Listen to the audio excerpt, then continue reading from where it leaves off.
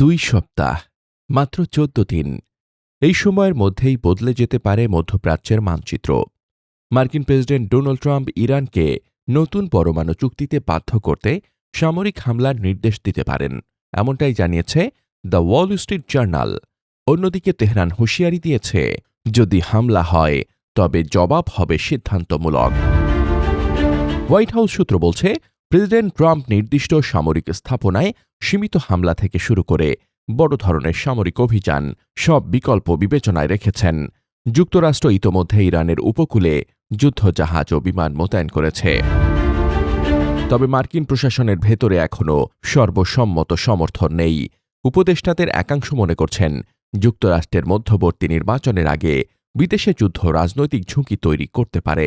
ইসরায়েলও তার অবস্থান স্পষ্ট করেছে। প্রধানমন্ত্রী বেনিয়ামিন নেতানিয়াহু বলেছেন, আয়াতুল্লাহরা যদি ভুল করে আক্রমণ করে তাহলে এমন প্রতিশোধ পাবে যা তারা কল্পনাও করতে পারবে না।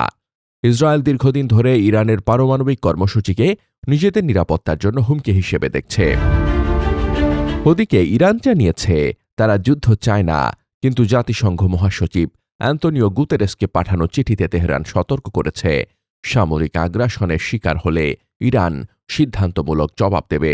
ইরানের সর্বোচ্চ নেতা আলী খামেনির ঘনিষ্ঠ মহল বলছে, মধ্যপ্রাচ্যে থাকা মার্কিন ঘাঁটিগুলো হতে পারে হামলার লক্ষ্যবস্তু।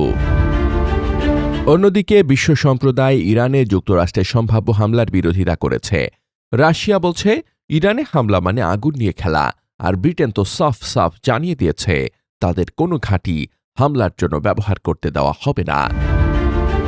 2003 সালে জর্জ ডব্লিউ বুশ যখন ইরাক আক্রমণ করেছিলেন, তখন লক্ষ্য ছিল স্পষ্ট, গণবিধ্বংসী অস্ত্র ধ্বংস করা। যদিও ইরাকে কখনো গণবিধ্বংসী অস্ত্র থাকার কথা প্রমাণ করা যায়নি। কিন্তু এখন ট্রাম্পের লক্ষ্য কি? ইরানের সাথে পারমাণবিক চুক্তি নাকি রেজিম চেঞ্জ? এখানে কৌশলগত দ্বিধা রয়েছে। সীমিত হামলা করলে ইরান প্রতিশোধ নেবে, বড় হামলা করলে আঞ্চলিক যুদ্ধের ঝুঁকি বাড়বে। আর যুক্তরাষ্ট্রের ভেতরে ভোটাররা এখন বেশি চিন্তিত জীবনযাত্রার ব্যয় নিয়ে, যুদ্ধ নিয়ে ভাবছে না তারা।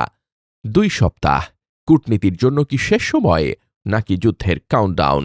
মধ্যপ্রাচ্যে আবারও কি জ্বলবে আগুন, নাকি শেষ মুহূর্তে মিলবে সমাধান? বিশ্বজুড়ে প্রায় সবাই শান্তির পক্ষে।